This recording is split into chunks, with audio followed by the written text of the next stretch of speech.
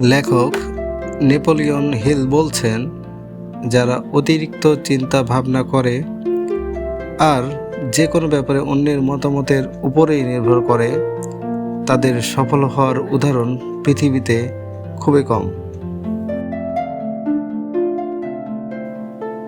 কারণ এমন মানুষ নিজের মনের ওপর ভরসা করতে পারে না।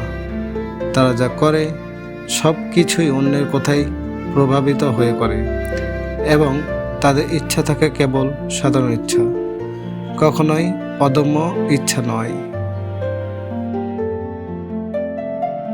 ধরুন, আপনি সিদ্ধান্ত নিলেন, আমি একজন পেশাদার ভিডিও এডিটর হব।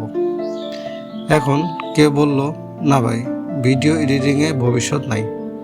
আর আপনি যদি এই কথাই হতাশ হয়ে সিদ্ধান্ত বদলে ফেলেন, তাহলে বুঝে নিন আপনার ইচ্ছা ছিল সাধারণ। কিন্তু যদি বলেন, না, আমি জানি আমি পারবো, আমি শিখব এবং একদিন নিজের নাম তৈরি করব, তাহলে এটাই হলো অদম্য ইচ্ছা।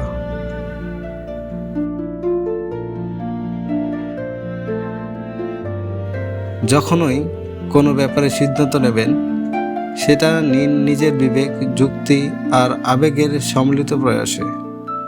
অন্যের মতামত শোনার অধিকার তাদের আছে, কিন্তু সিদ্ধান্ত নেওয়ার অধিকার শুধুমাত্র আপনার।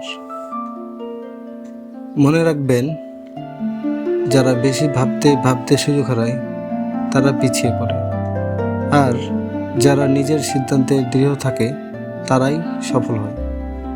তাই আজ থেকেই নিজের মনের উপর বিশ্বাস রাখুন এবং বলুন, আমি সিদ্ধান্ত নিয়েছি, আমি করব, ইনশাআল্লাহ।